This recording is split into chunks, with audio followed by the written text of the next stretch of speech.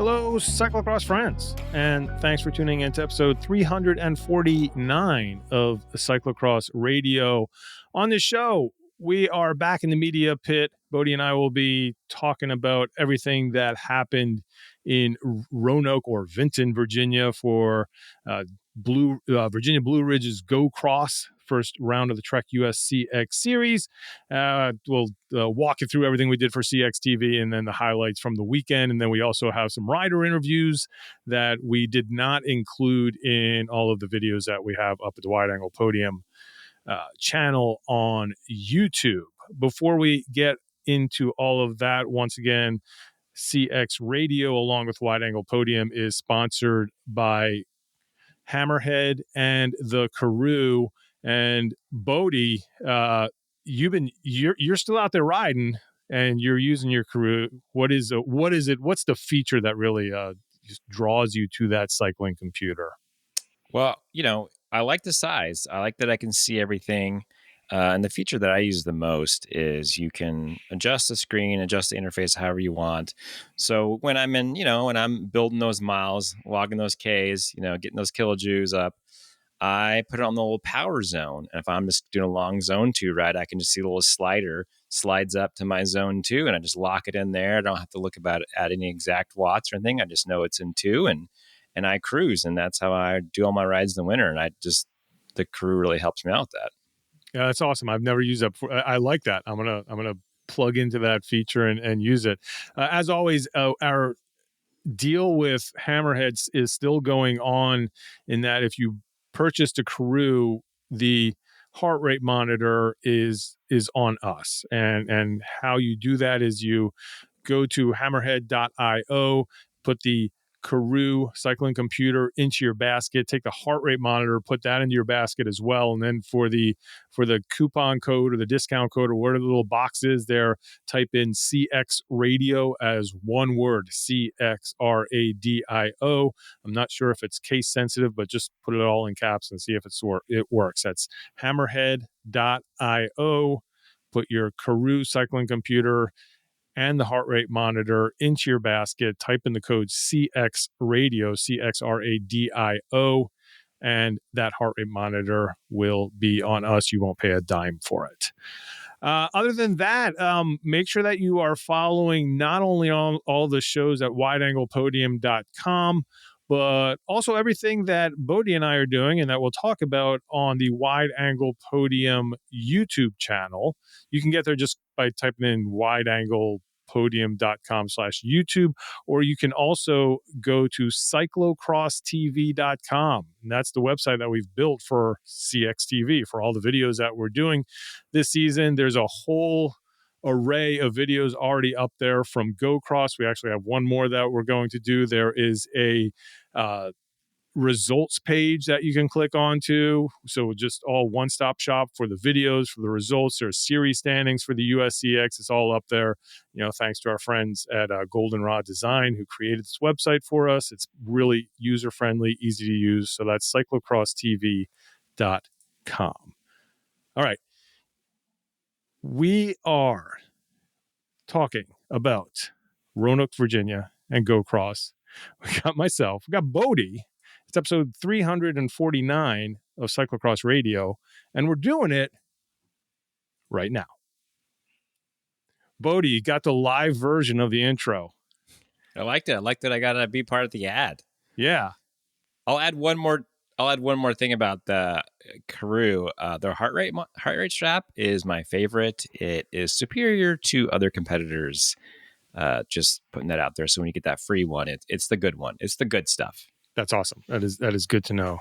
Yeah. Normally that's a whole post-process thing, but we're just much like what we figured out in 48 hours in the Wasena neighborhood of Roanoke, Virginia, in an Airbnb.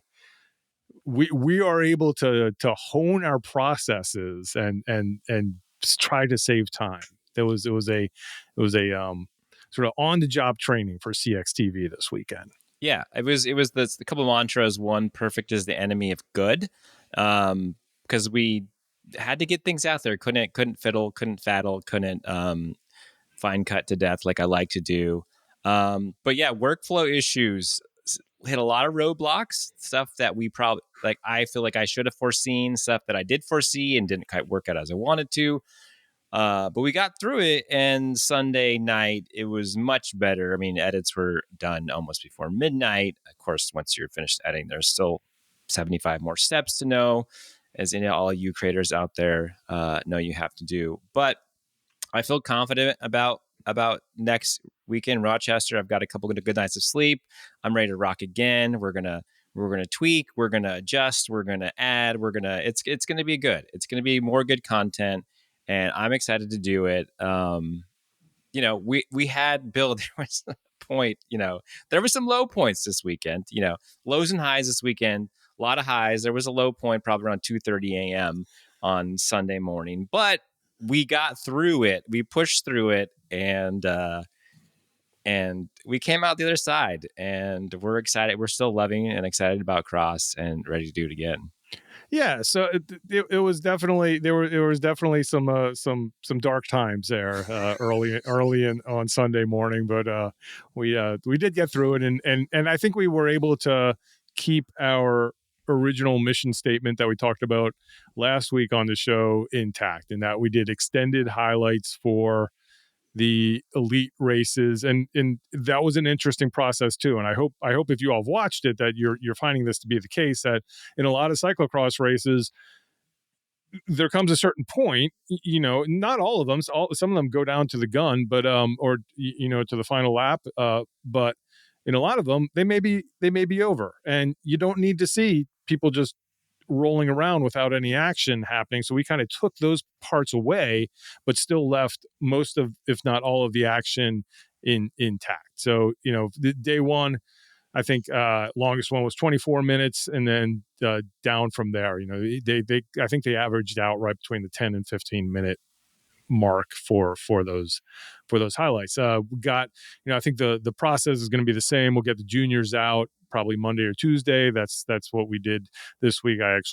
It's Wednesday. I just uploaded the day two junior highlights as well, because we want you to see. People are talking about what's the future of Yeah. cyclocross. It's out there racing, and we want you to see all of these riders as well. Yeah, very good point. I mean, this is what I wanted to say too, is like last year was my first year covering juniors. A lot of those names, some of those names are in the elite races now, like Tofik Bashir. So you kind of, who are these riders? Where are they coming from? Who are getting fifth in elite races or sixth in their elite races? And like, it's like, oh, they were racing under before. And now you kind of know. We'll kind of, hopefully dig more into their stories as the season progresses. But we saw some standout rides from juniors in both fields. And I think that, yeah, in a few years, we'll be seeing them in the lead. So, yeah, definitely go check out the junior races, shorter races. So, shorter videos. Sometimes those races are over a lot sooner. But yeah, watch it, enjoy it. And like Bill said, like, I think that I rewatched the videos all at home on my TV to enjoy that experience. And I thought it was good. I thought there was in the men's and the women's races, there were a lot of early stuff happening. There were a lot of moves, little attacks, little gaps, people counterattack coming back, things happening in the sand, things happening in the steps. And I think we were able to catch it all. It is a kind of because of that venue, we were able to do that. I think that Go Cross really sets up for that type of coverage with two people. And I will say, kudos to Bill. He had the harder job all weekend. He ran a lot more than I did. I had like 7,000 steps. He had 15, so he did twice as many. He had to shoot a bunch more, run all over the place. We'll see what Rochester and how that breaks out. I've looked at the course map, kind of decided how we're trying to cover that. But I think that, we'll try to be at where we think these moves will happen. And if there's a spot that we just don't think something's going to happen, we're probably not going to cover it. But I have being there last year, I think we have a good grasp of what we need to do at Rochester. Yeah, Rochester's a challenge for sure. It's got some wooded sections, got, sort of one end to the other. It's a little spread out. But I think, yeah, after being there for years, I think we'll be able to work our way through that course. It's sort of like the challenges are 2 and 4. So I think Charm City sets up to be a little Right. easier to cover as well, and then Trek, has some challenges too with the wooded section. But let's get into this first weekend of the Trek USCX series in Virginia, in the Roanoke area, and just starting off. We weren't promised jetpacks, but we were promised cooler weather, and they Frank lied to us. Yeah, I watched the temps go up, the predicted temps go up like all week as I was like, all right, okay, it's kind of, and it was hot. It was in the 80s at least, I think, and it was like, okay, it's early season cross, like this is what it is, this is what it's going to be, and I think you saw some of the riders respond to that, and I think some responded better, and I think the heat affected a few of them, but if you watch the Elite Women recap day one, Maghalie Rochette talks about how she understands this is a weakness of her game and has done a lot of preparation to get ready for it. And I think that showed. So it kind of is what it is. The heat is going to be a factor in cross, especially early season, and you have to learn how to deal with it. Or as some folks like Monin said, you just kind of get through it. You try to put yourself in a spot where you don't lose too much, and you look forward to next week, and hopefully you can sort of like capitalize on better weather or courses that suit you. Yeah, you want to get just into the racing? Yeah, let's do it. All right, let's start out with the women on day one, and what we learned right off the bat is that Maghalie Rochette, who we were just talking about, is she's not racing herself into shape, Bodie. No, She's coming into this hot. she has the fever. Yeah, She has the fever. the That's right. fever is running hot. Temperatures are elevated.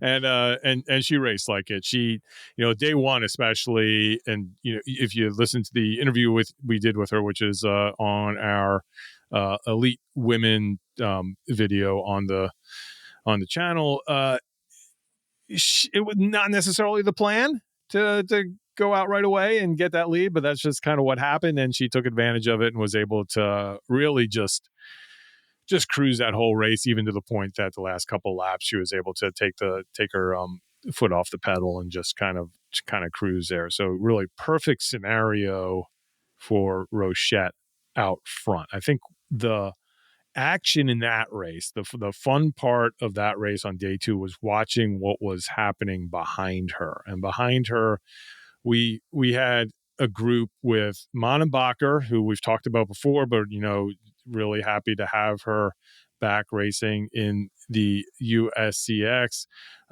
We had Sydney McGill, who was up there, who we expected to be up there. We had Carolyn Manny, who was like right off that group, kind of just trying the dangler. I think Manny is the new dangler, just right off that chase group the whole time. And then I think the revelation of the weekend, at least on day one, was Mia Asseltine, who was right at the front the whole time and was able to take advantage of a mishap. McGill went down right before the stairs on one of the laps. Again, we have this, you can watch that highlight on the video, and Manon ran into the back of her. Asseltine was able to keep upright and just took advantage of that. Got a gap, got a lead. And then the impressive part, I think what we were both impressed about, was that she didn't just she was like, oh, there's a crash, let me put in an attack and get a lead. And then, you really expect Sydney McGill, you expect Monenbacher to be able to just shut that down for this younger rider and ride back up to her and make it a race between the three. Bodie, they were never able to catch her.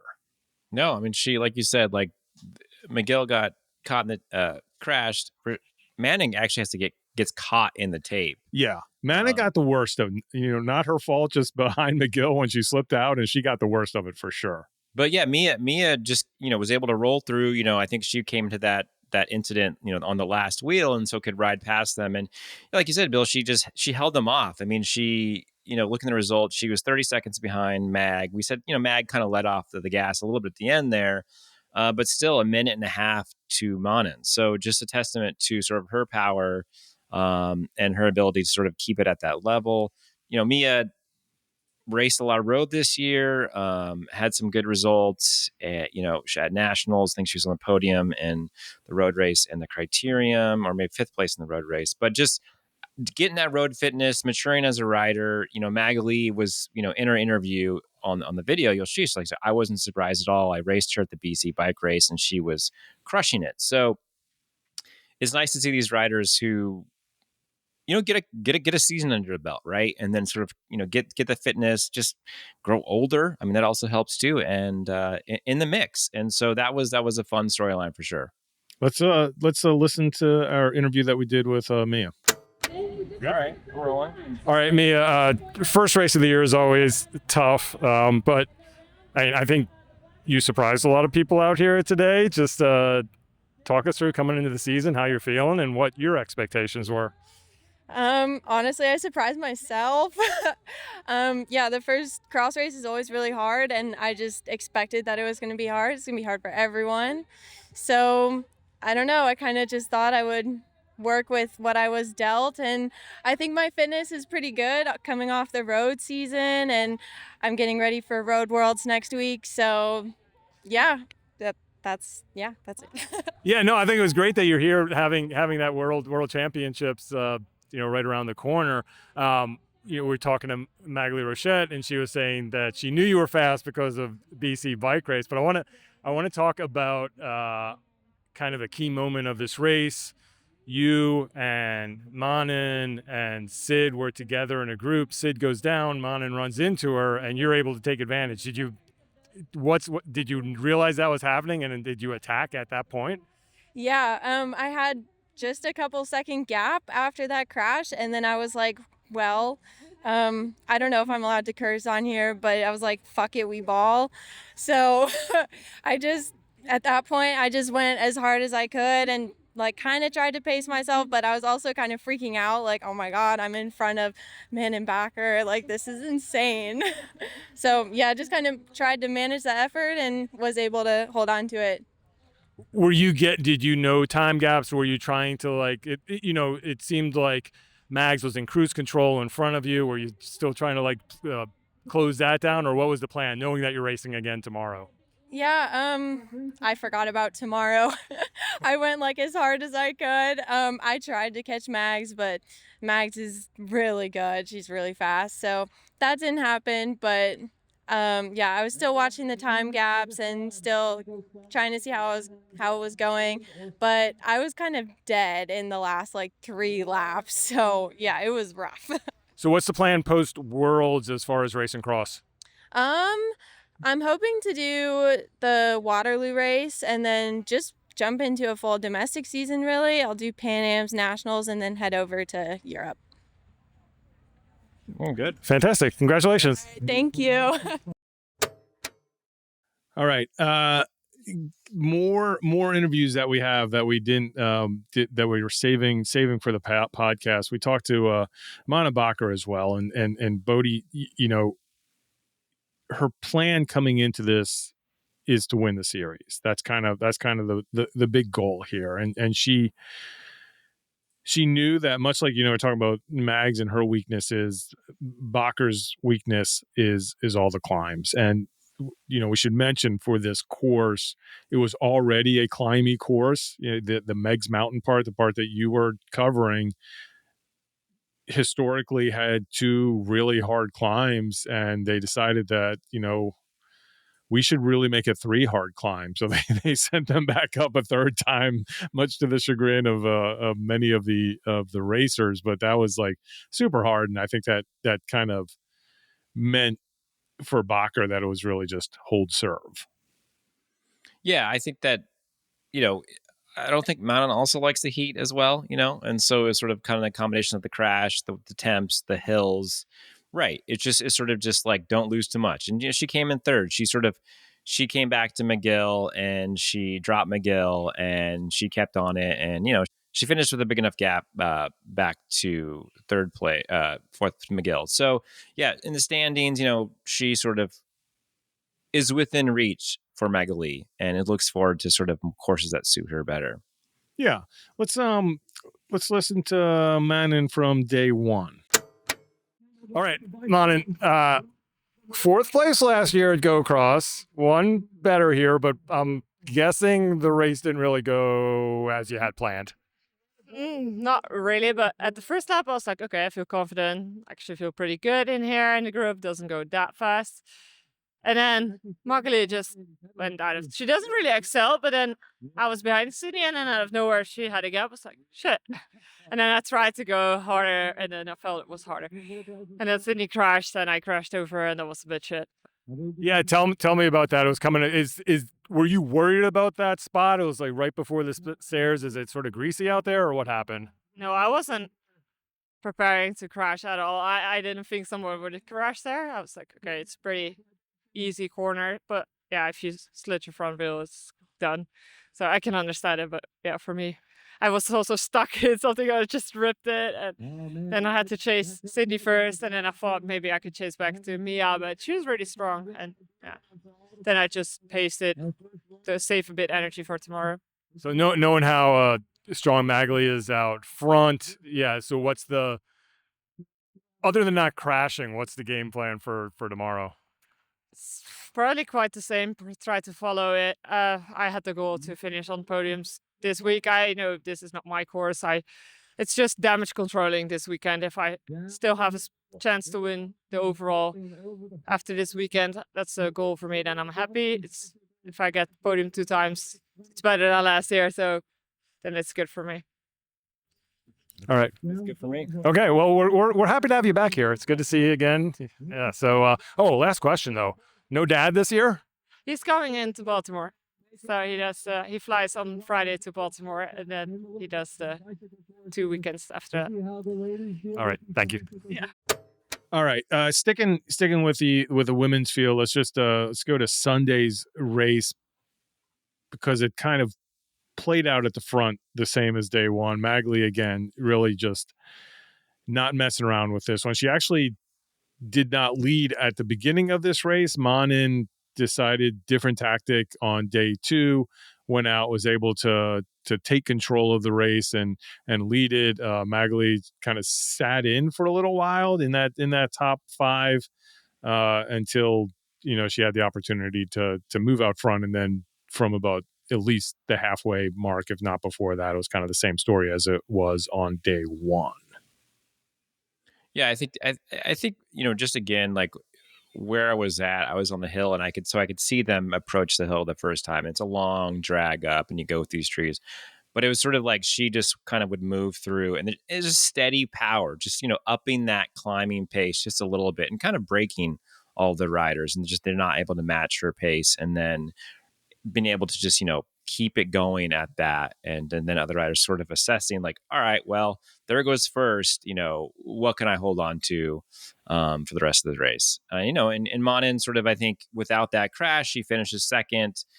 I made a joke to her, she got 4th both days last year, she got 3rd, she got 2nd, what's next? So I think she learned a lot last year about racing in the States and both these events, and so I think it's a good finish for her. She seemed pretty upbeat about where she was, and I'm looking forward to the rest of the series. Yeah, so first and second really easily decided in this race. The big action for this field was 3rd and 4th. Right. Yeah. I mean, we had McGill. We didn't get to talk to her after her win in Montana. And as it goes, it's just, there's a lot on your plate on race day, but I'd love to catch up with her and see how she sort of felt with that, with Go Cross. She seemed like the heat was a lot. I could just see it in her face. The climbs were getting to her, it's sort of, and she had Monty chasing hard. After day 1, Monty got 5th, and, her teammate Carrie, we'll get to that later, also 5th. So there was a little bit. And I want to point this out. Last year, I got a little guff for calling Carrie old, but he admitted to being old in his YouTube video this week, his vlog. Go check it out. And so there was sort of this camaraderie between the two of them that they've got to show these kids what's up. So I think Monty, just ripping the Band-Aid off day 1, day 2, little bit sort of like cobwebs are blown out. I kind of can ride a little better. And I think McGill was suffering. And so she was able to chase her down. And I, once she caught her, it was just like, okay, hit it again. And, McGill was not answering that. And so she could just, cruise, at a high tempo, but she could hold on to third. Money still has that dog in her. Is it a French bulldog? They just close. It was so much fun to watch because it looked like she was destined for 5th again, with her and with McGill and Mia and Kaya Musgrave, who had a great race on day 2, all up there. And but yeah, Monty was just able to go by both of them, put on just close gaps, put in little attacks, and come in for 3rd place. So that was really cool to see. As I mentioned, the Musgrave Asseldine battle was also a good one to watch behind. They were back and forth and counterattacking each other the whole race. And Kaya Musgrave was able to come out ahead on day 2. Boedi for her one round of the USCX, one and done. Oh, that's right. Yeah, because she's leaving. She's off to Germany with Luke Walter. With Luke, yeah. Both in those kits that like good Euro kits, super great, like panache on those kits. Like Luke rolled by and like smiled and said, "What's up?" And I was like, I had a double take. I was like, "Oh, I didn't recognize you. Not in a Zoom call. Like kit looks good. Like so, good to see them both out there." I'm looking at the results, and it's Magali, it's Manin, it's Mani, it's McGill, it's Musgrave, Mia. So the M's, the M&Ms going strong in the women's field. Mm-hmm. Just a slide aside. I made a Velo Games team for the Volta this year, and I picked all of Jumbo Visma for the team time trial. I'm just having fun with it. It's pointed out to me later on that I should have picked all riders that the first name started with J. Oh, yeah. I would have got a lot of points. So, yeah. Guys, when you're playing Velo Games and maybe your heart's not into it, do it that way. Pick all the J's. Or maybe that's what wins. Who knows? Yeah. I don't know if there is like a proven strategy for those types of things. We did talk. I think the one interview that we have left, we have day 2 from Manin. So let's close out our women's field talking with her. All right, Manin. So last year 4th place, yesterday 3rd place, today 2nd place. Tell me what's going on. It's a lot better. Last year I did 4.32, so now I do 3.2, maybe 1 next weekend. No, I'm happy with 2nd. I tried to put some pace in the first few laps and put pressure on Magali into the technical parts, the ascent section and the uphill 3 things. But then at the climb she attacked and she was a lot stronger. That was my question. That was your question? All right. So no crashes today. So you're able to have that pace and the heat maybe not as bad. I mean, were you feeling better? Well, I felt actually that it was worse than yesterday. The heat, like in the last 2 laps, I really blew up, and I was just trying to pace it. So Mani didn't come back, but yeah, 2nd is good. So probably looking forward to Rochester. Hopefully, we're farther up north, so hopefully cooler weather and a flatter course. Yeah, I saw it was like 10 degrees lower, so that's good. It would be nice if it was snowy, but no, it's good. A technical course, a little more flat. So I'm happy, and hopefully I'll go for the win there. Awesome. Thanks. And you're right back in the series, so you're good to go going into Rochester. Yes, of course. I make it a more exciting thing now. The gap isn't too big starting from here. Excellent. All right. Let's move on to our men's elite field and Boedi. I hope it's not insulting to anybody in that field to say we all knew this was kind of going to be a 2-person race. Yeah. You got your current national champion, Andrew Strohmeyer, your current Pan Am and former national champion, Eric Bruner out there. I think that they have gained the just the enough respect to be seen as the favorites for this race, and it kind of played out like that. Yeah, I mean, I think that it was good to see Bruner there early on. It was good to see that he was firing, fast. Um, we'll if you watching the coverage, it's like it's we talked to him on day one, and he talks about like he felt really good. He's like the power numbers looked really good. It's hard to judge from a cross race. He said to look at those numbers and gauge how good it is. But he said they were really good numbers. It's just that Strohmeyer is also extremely fit and extremely strong. And I think on day one it might have been Eric put in attack. And, maybe in past times, Strohmeyer wouldn't have been able to answer that attack. And he did. And unfortunately, Bruner was gassed from his effort, and it really couldn't, respond to what Strohmeyer did again. And so kind of what we saw both days between those two. But, I don't need any other, I guess I was like, in that battle, there's some fun stuff that happened on day two and sort of like, the back and forth, but let's stick to day one. Yeah, what else? I think that this came down really to almost what you predicted last week, talking about the Green Mountain stage race and Strohmeyer getting second place on that Queen stage on the climbs, and he took advantage of the climbing section. I mean, they both did. That was the thing. That was the fun thing to watch. And you really got to see the action, most of the action for that field, because there was no detente when it came to the climbing. Each of them just would put in attack, counterattack, attack, counterattack every lap, just starting from as soon as they crossed the road, they would just kind of chill coming up to those two trees that you were always a little like sort of entry tunnel that you would film them through. And then it was just like game on from there. Yeah, it's in it. I got to say, I've said this before. It's always so cool to be there because I'm right there filming them, and just to get like the efforts on their face. I think it does come across in the video. Please go watch that.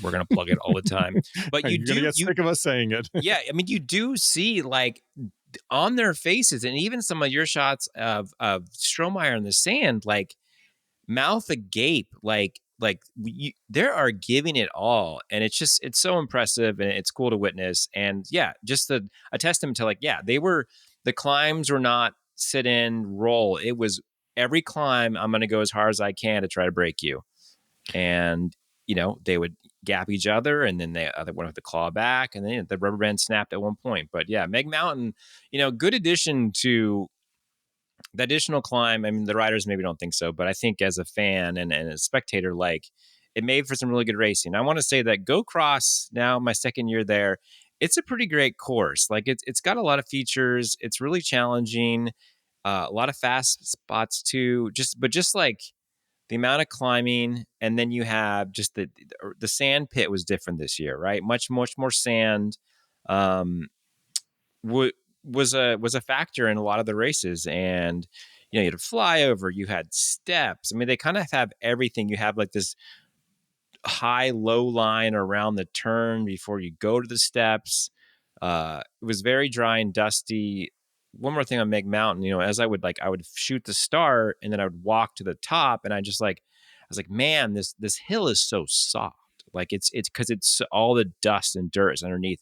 So it's not like it's a hard packed climb where you're like, your power transfer is very good. It's like, you really got to put in the effort. So just kudos to Frank and the crew and Kate for making that a really good venue, really good course. And I think it provided for some good racing. Yeah, for sure. And I think you're right with that.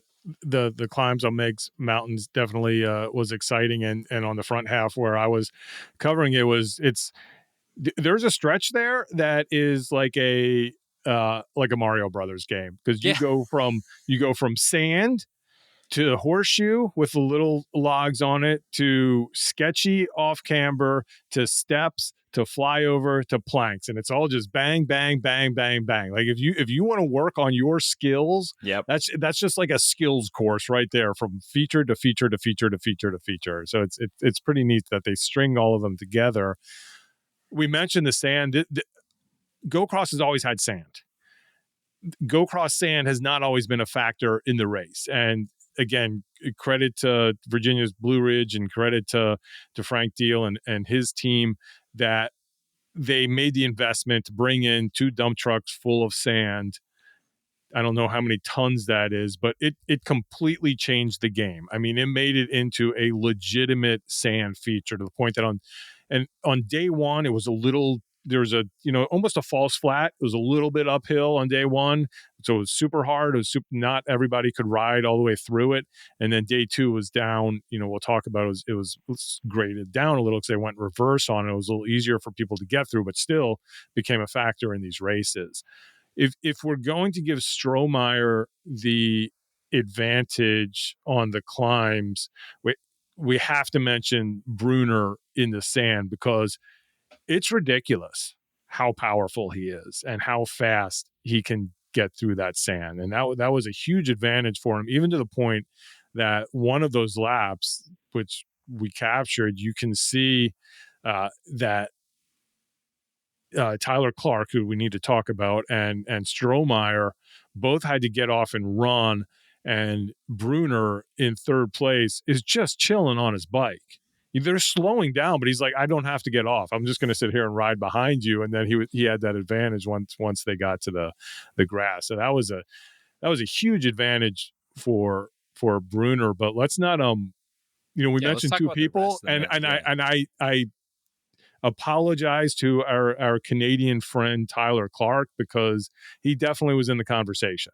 For sure. Yeah, Tyler, I mean, it's in the coverage, but there's a point where I think on the start finish, Strohmeyer and Brunner kind of sit up, and Clark, who was with them, got dropped. He's dangling. He's like, okay, he catches them and he does the thing you love to see. He doesn't sit up, he attacks, right? Because you got to go for it. Like maybe you catch him out. And I was like, yes, hell yeah, Tyler. Love to see it, elbows up. But yeah, strong ride. And then once they sort of chased him down and answered back, he got dropped again, but he had a pretty good gap over fourth, and he held on to that third place.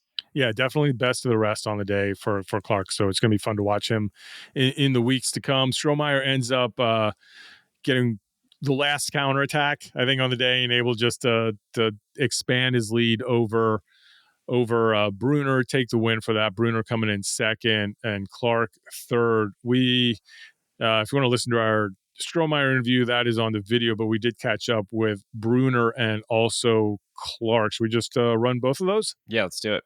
All right, let's listen to Eric Brunner and Tyler Clark. All right, Eric, first race is always a tough one to get back into, but you have been racing a lot. So what's the transition going from road and then just jumping right into cyclocross? It is. It feels like a weird start to the cross season. It doesn't feel like the start because I was out racing at the Maryland Classic last weekend on the road.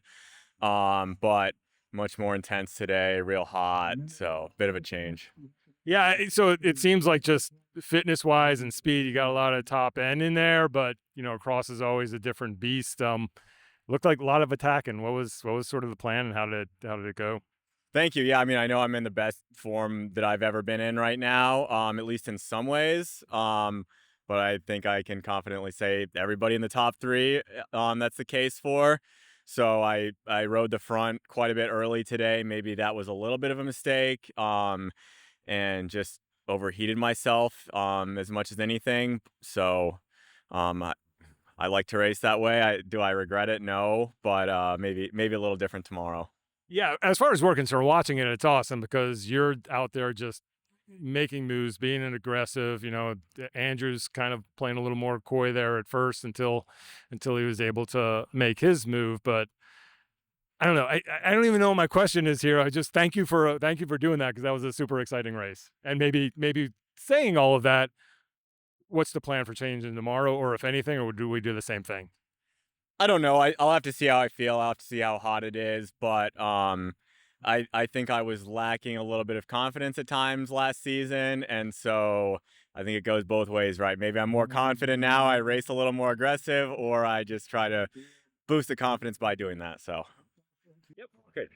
All right, Tyler. After doing my social media research, it looked like you were all in on cross this year, and you came out and kind of showed that on the course. Just walking through that race. You, Bruner, Strohmeyer, really the top three. Yeah. I mean, it was a good one. I slipped a pedal at the start, so I dropped back pretty far, and I was a little nervous after that. Wasn't. It's been a couple years since I've raced here, so I wasn't sure how hard it would be to move back up. But like one at a time, made my way back up to their wheel to start the second lap. And it was kind of just full gas from there. Like I rode my own pace. Like they would get a bit of a gap and then kind of sit up and play games with each other, and I'd come back a bit. And I was feeling pretty good just riding my own pace. They one lap sat up on the start finish straight, and I was like, you know what? If I sit up now, like, and Jules comes back, like, who knows what'll happen? So I'm just gonna keep rolling, see what happens. And it was on the limit the whole time, but never really faded, which was nice. Yeah, that seemed like a big moment. They both sat up, looked at each other, maybe kind of forgot about you. You came right up there, and then right to the front. So it was kind of nice. You weren't like happy with just getting back on, but you were trying to make some moves. Yeah. I figured like maybe if I get ahead for some of the technical stuff, like I knew Andrew was on some pretty kind of fast, not super grippy tires, and I thought if I could push it a little bit, maybe one would make a mistake, put a pedal out, I get a bit of a gap here and there, see what I could do. I figured like on the hill when it was the super punchy stuff, they'd be a bit stronger. So the rest of the course, I'd try and keep it fast and see what I could do. Other than clipping in tomorrow, what do you do different to beat those guys? Yeah, I mean, like being up there right from the gun is going to help a lot. Like it took a bit of an effort to get there, and I was kind of on the limit. So like when they started kind of pushing it, we opened up a gap. I wasn't necessarily there to race. It was more just the hanging on for a bit.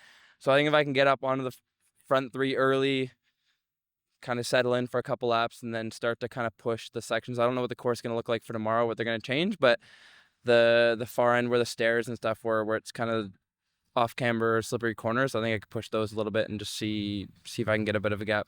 All right, well, congrats on the podium today, and we'll see you tomorrow. Thank you. So yeah, after the podium, we had some other good rides, a lot of good racing action. Jules Van Kempen, really strong fourth. Kind of like the guy that was missed out because of the action behind him, but he was there. He was with the Kerry Tofik, I think Cody Scott, but he got away from them in the Winston-Salem kit. Took me a moment to realize who he was, but really good ride for him. Yeah, then we had that sort of group of Kerry, Tofik, and Cody Scott. I think at one point, they might have been all together. I think they actually kind of dropped Kerry. Tofik, he's 18, racing for CXD this year.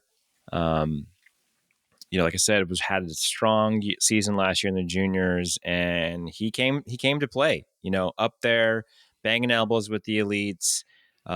Really good. It came down to the end, the last lap. So it was fun for us because we were like getting ready for our finish line shots, but it's like, okay, also we have to make sure we get what's happening here. And luckily for us, it's right there next to the finish line. So we see Kerry make you love it. Just a grizzled old veteran inside move on Tofik, just on the steep down left hand off camber turn, just shoots the inside.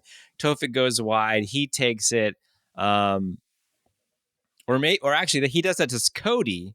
Mm-hmm. Kerry does it to Cody. Tofik's like in front of him. Puts Tofik still goes wide, but he comes on off of the grass onto the finishing stretch and goes all the way to the far barrier. Yeah, and then Kerry just gives it that old man energy, which I love to see. And pips the young man at the line, and I mean it was good. I think you love to see that kind of action that close to the finish. You love to see the veteran and the newbie go at it.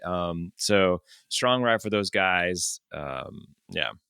I know that Tofik initially was disappointed by that, and I think there's a couple things at play there, which I think he was really impressive in accomplishing.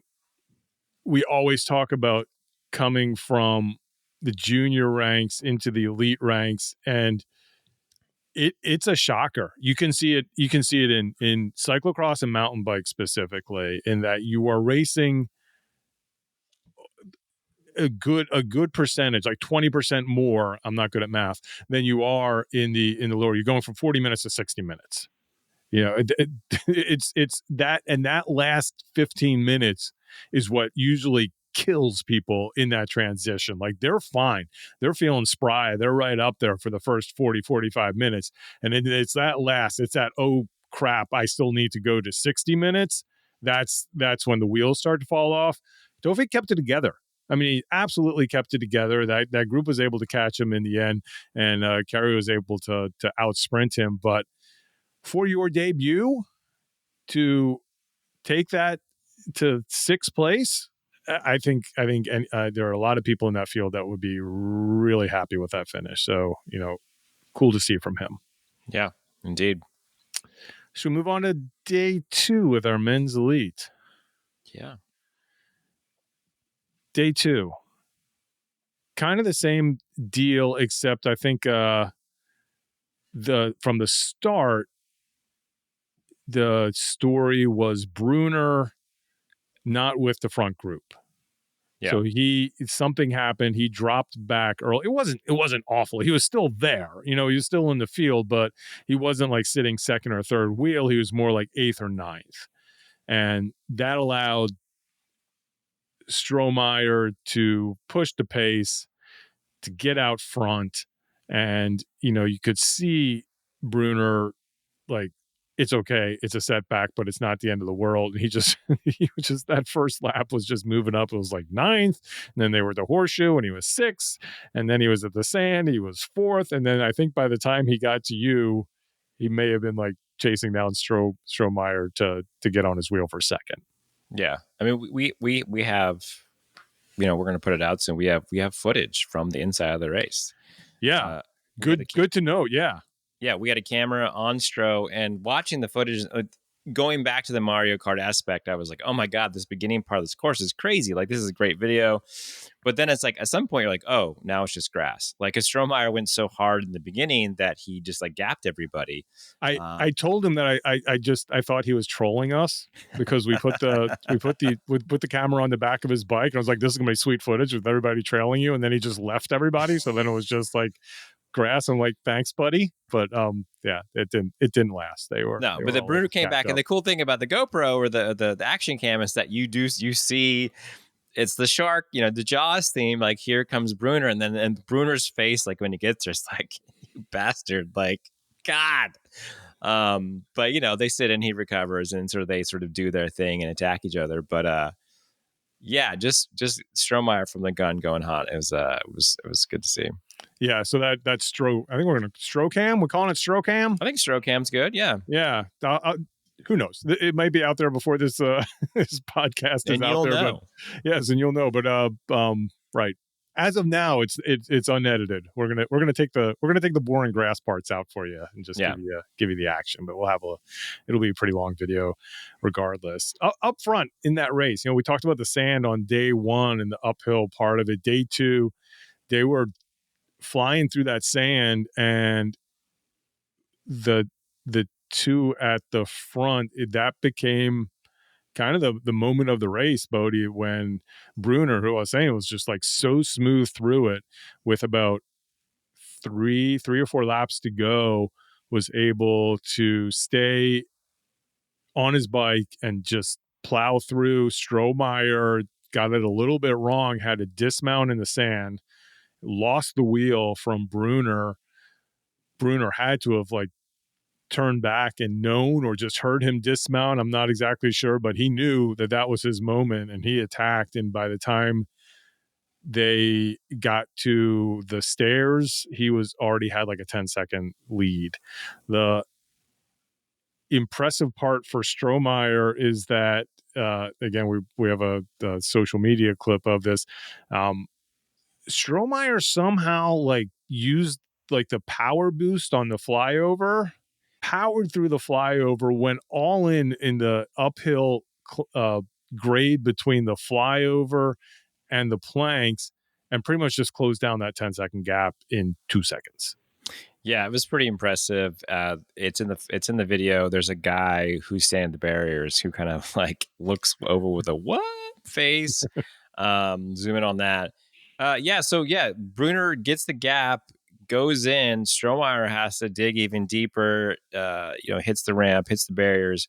They come across the street. They get to the first climb in Meg's Mountain, and Bruner is just kind of cruising at his pace, and Strohmeyer gets out of the saddle at the bottom and just goes all in. I think he catches him at the trees. They go through the trees. They come back to that second peak, and Stroh is going, and he catches Bruner, and it's not a sit up. It's it's a downhill. You keep pedaling on the downhill. Keep that power going. And they're just it seemed like I saw something in Bruner's face, just like kind of lights kind of went out a little bit, like, oh, like I just went really hard and he went hard again over the top of me.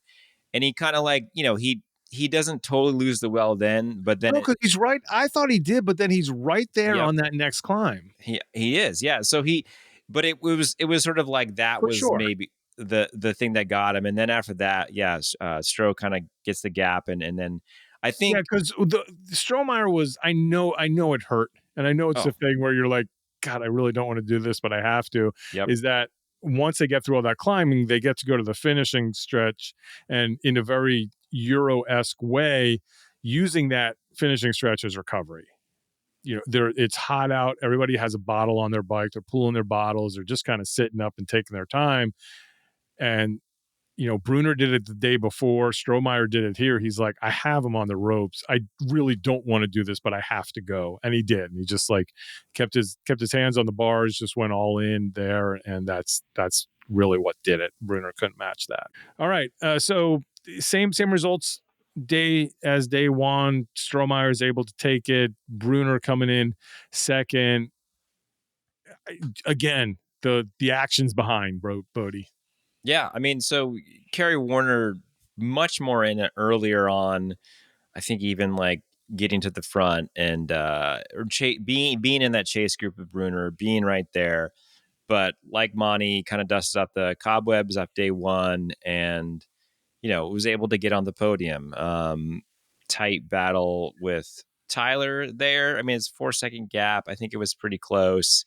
But yeah, I mean, it was good to see him on his retirement tour, as announced in his vlog, which is sad, but that's the way things go, I suppose.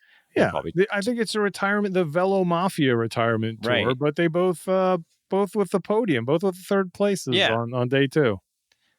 Yeah, they're not saying goodbye; they're just saying see you later. And so if we go back to the Becca Carey days where they had that competition, it's all tied up now, right? Right. Yeah, exactly. Fifth and third both days. Yeah.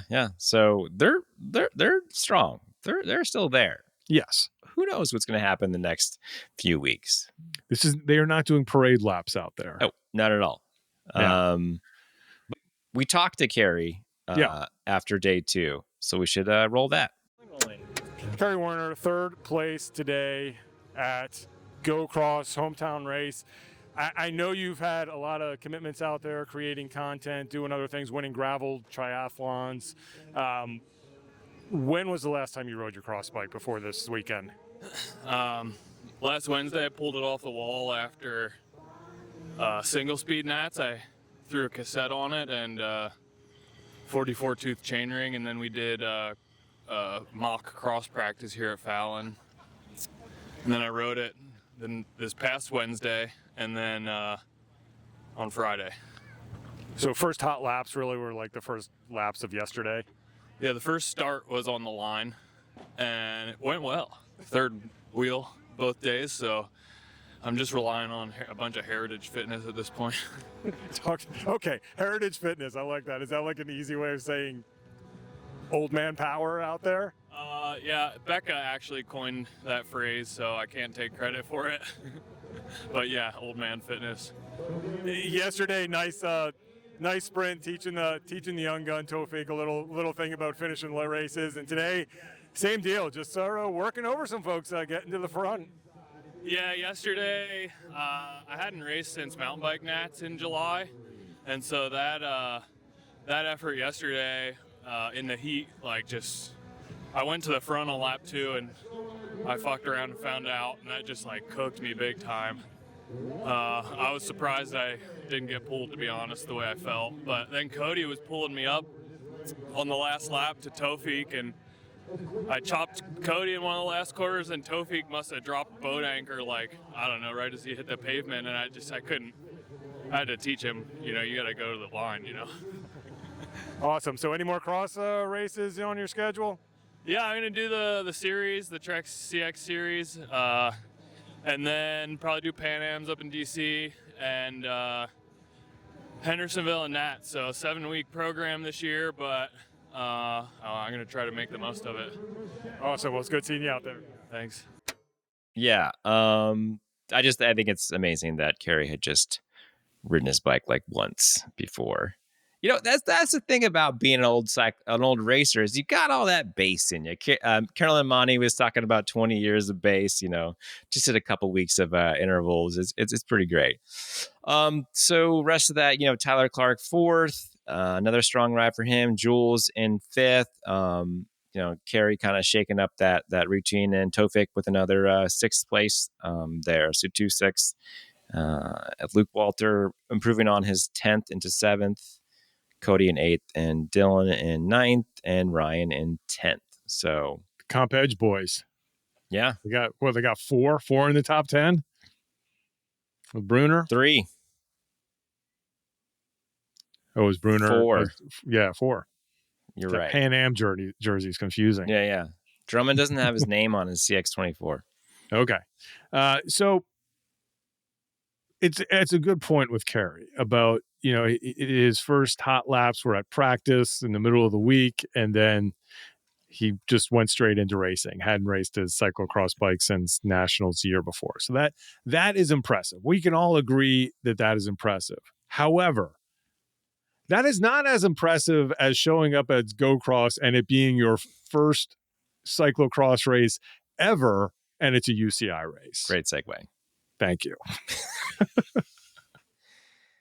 Yeah. So Nabienka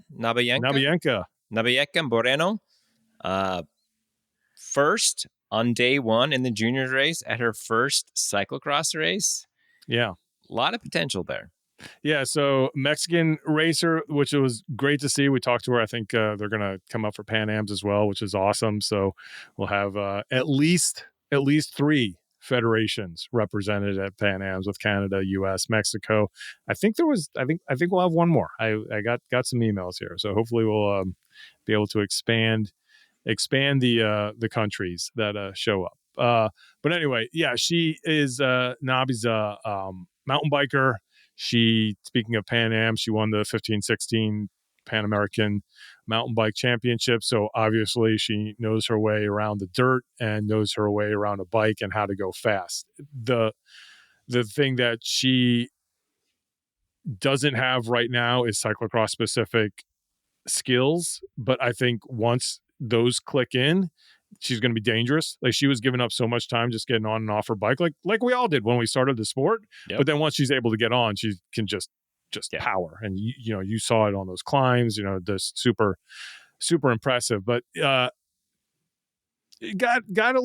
some help to win day 1. Yeah, for sure. Yeah, Nicole Claman.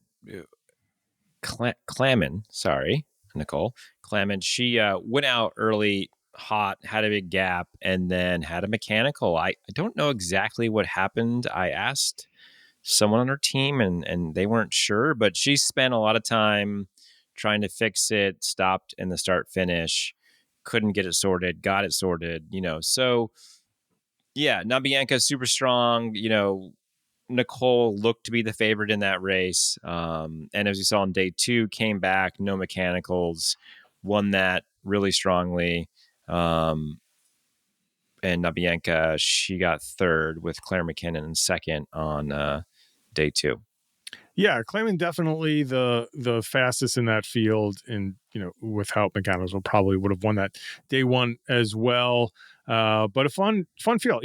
Only 6 riders out there for the junior field. I think they will grow as we move on. But between Clayman and McKinnon and a few of those other riders out there, I think we're going to get good competitive races in our UCI junior women.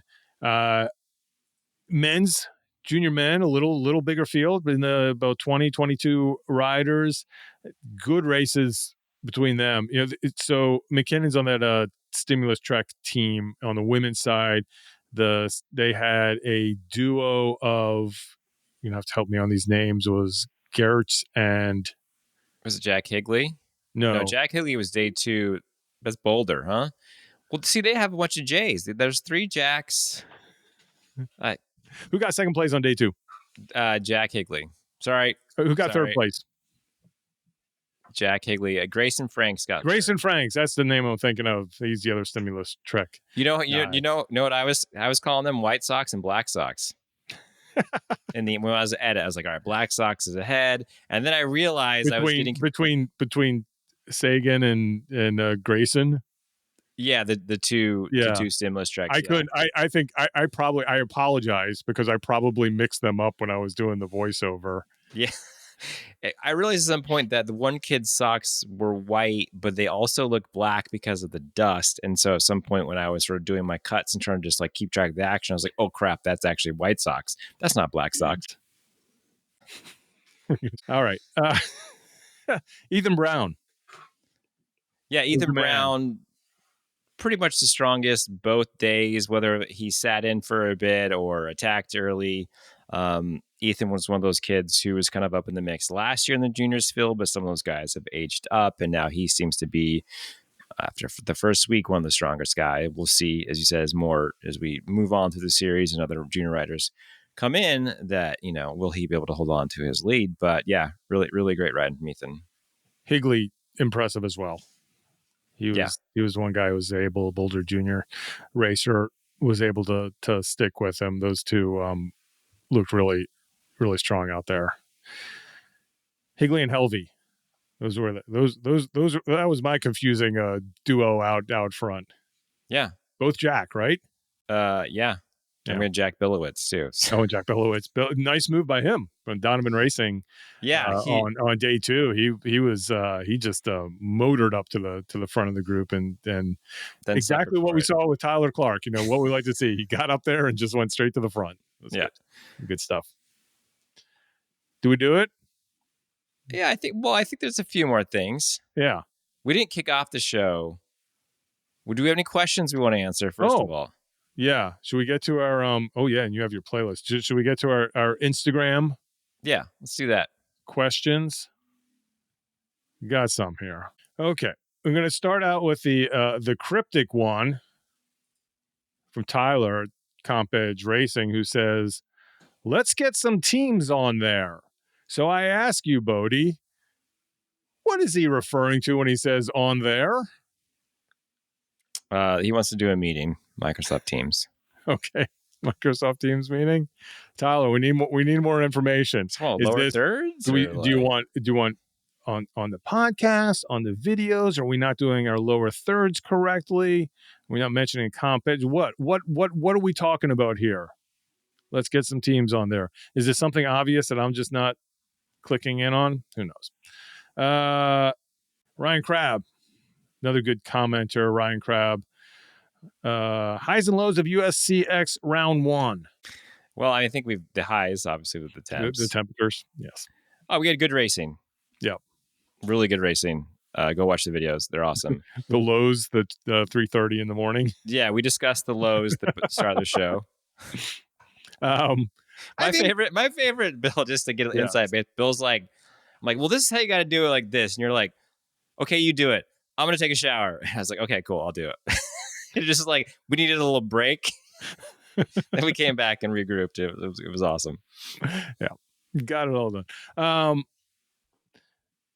I think this will, for a low, kind of dovetail on a couple questions and comments we got on the videos and other on Instagram, just talking about the spectators and the turnout for this race. I think that the turnout, even racers, was lower than it has been in the past, and definitely, when you're looking at the finish line at the end of the race in the past, it's been lined with people, and this year it wasn't. And the conclusion everybody wants to jump to is Cross is dead, as our gravel friends told us already, or and I don't think that's the case. I think that they're year to year things that happen, and we'll see. And my other point that I'd love to just get on my soapbox a little bit here about comments like that, which we see a lot, is if you're seeing this from an Instagram video, you're seeing it from what we're putting on YouTube, and you're like, gee, really nobody there, and this is the first you're noticing that nobody's there, that means you're not there either. So is this just like, are you taking, is this like fun for you that you're saying that nobody's there, or do you want to like help this and support it and make it grow? Show up. Go do some amateur races. Go race cross. I know the amateur race or the local races are going on now. They're not dying. They're still out there. And I know as we move into the season, the fields and the spectators will grow. But again, this is also, it's not like if the spectators are low, that doesn't really affect the races or not that much. I mean, this is a free sport to watch. It's not like they're losing gate. Right. It'd be great to have more people out there. I agree. It was less than it has been in the past, but A, I don't think it's dying. And B, instead of leaving a comment like that, just show up to a race. Yeah. Go support it. Tell your friends to watch the video. Tell your friends. So I want to dovetail something and this might go into one of your next questions is that speaking of the amateurs, and I guess I'm going to call them an amateur team, although some of them are racing in the UCI races, the Oat Factory Racing. Semi-pro? Yeah. I don't know, Howie. I love what they're doing. I love the vibe. Grant and Cole, and I don't know everybody else's name. Well, obviously Rachel and Kim. Sorry, Kelly. Nick. Sorry, yeah. Grant. So great vibe. Just fun to heckle at, be heckled by.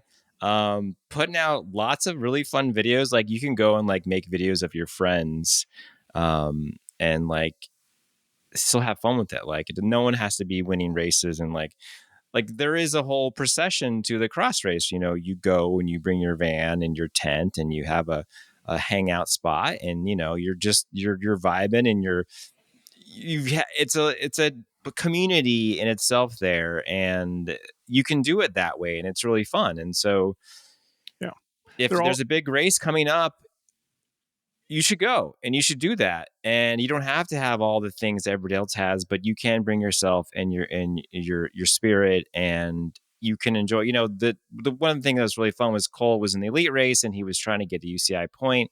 And so I think he got 15th on day one. So he got some UCI points, and like, that's awesome, right?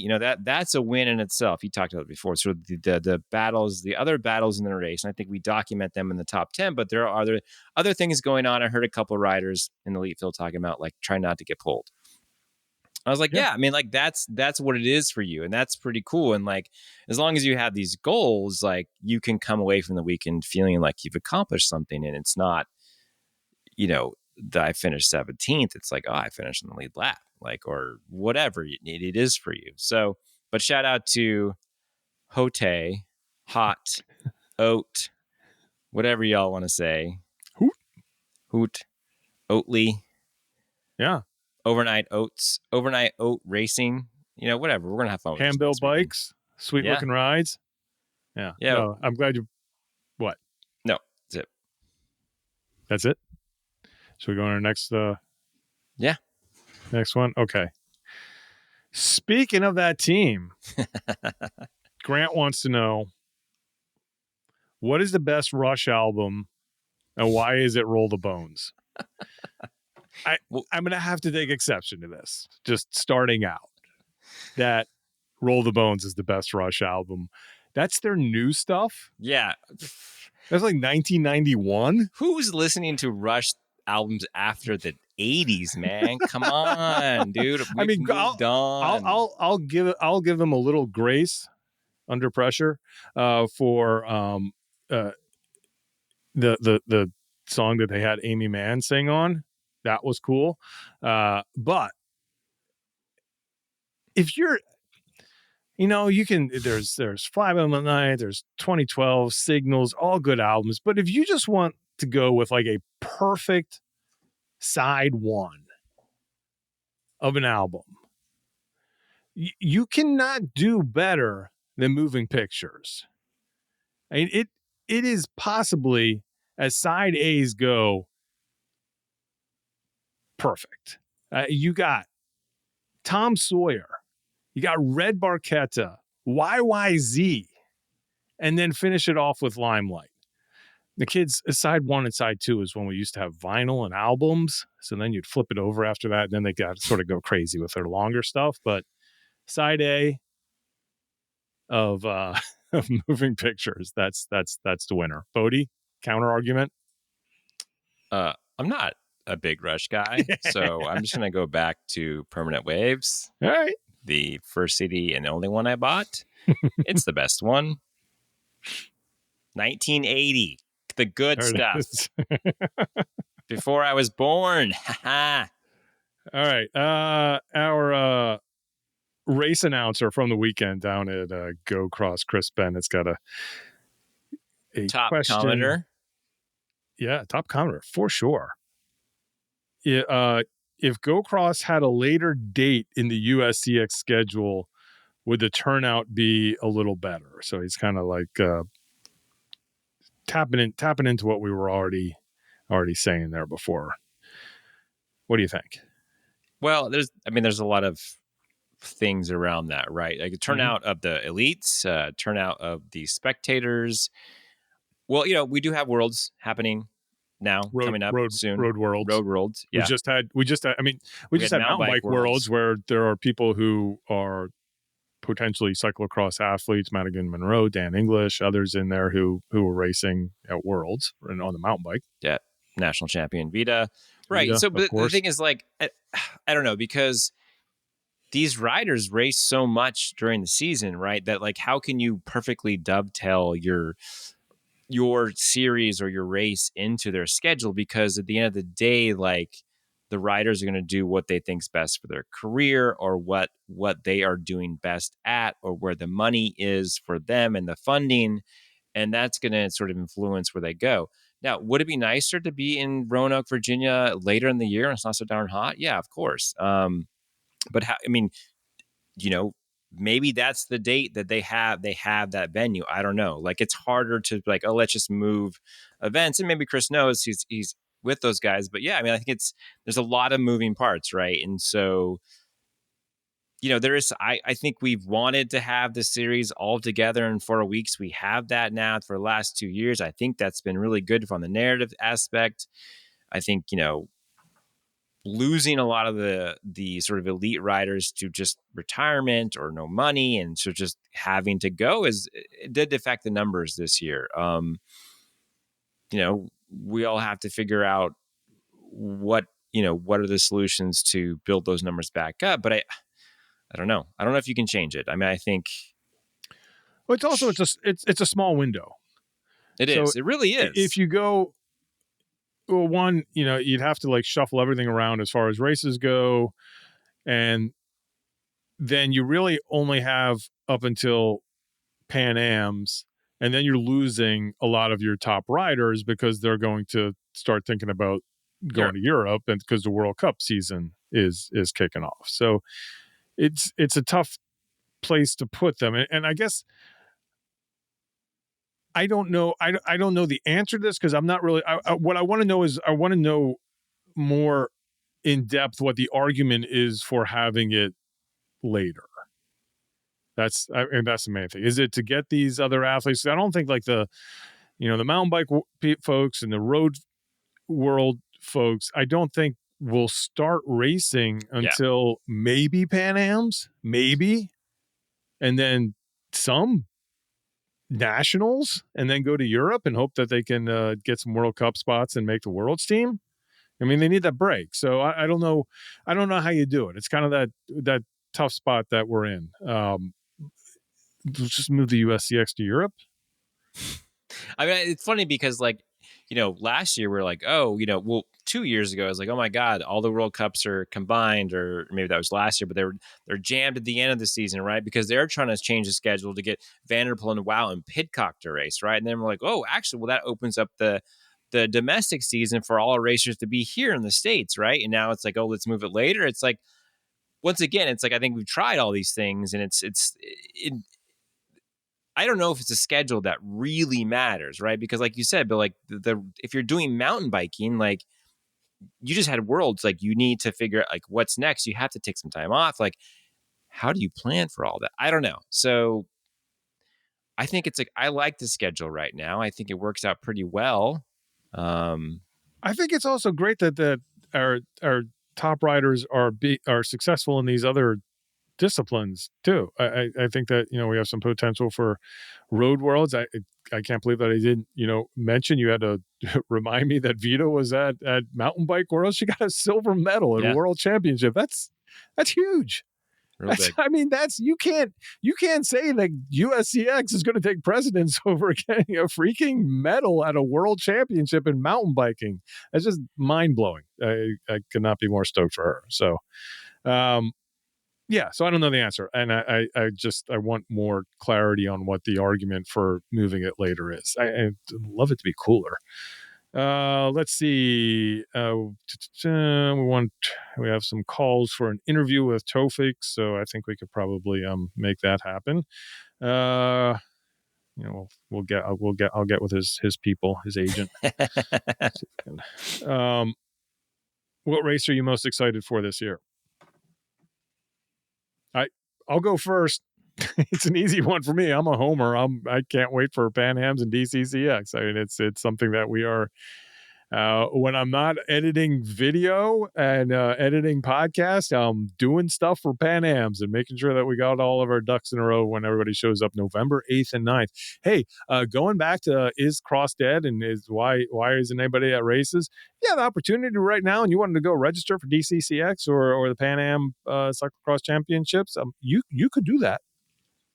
You'd be my best friend if you did. Tell your friends to as well. Well, I mean, not to also be a homer, but I've never been to DCCX, so I'm looking forward to that race. I enjoy all the. I was just thinking about last year how every race I just loved them all, and I'm excited to go back to them again. But this will be a new one, so I can cross another one off the bucket list. And I like DC. I like every time I go there, I have a good time. I enjoy the city. I think it's a cool spot, and I'm excited to go back. So, yeah, come in here, take a couple days, see the sights. We are, it's like we say it's a Washington D.C. race, and we are in a Washington D.C. race. It's not like somewhere outside of the city. It is in the middle of the city. So you could take a line bike there if you wanted to. You could take the metro there. You could do whatever you need to do to get out there. It's super easy to get to for our race. And we have 3 airports that you can fly into if you're coming by plane. Those were all the questions we had, Boedi. Anything else that we need to cover here before go. Always. I always have more. Okay. Boedi always has more. We gotta get my playlist songs. Let's do it. We got to get your playlist songs. All right. Kicking off. This is very much this like because of last weekend and the amount of caffeine and acetaminophen and nicotine to get through. Queens of the Stone Age, feel good hit of the summer.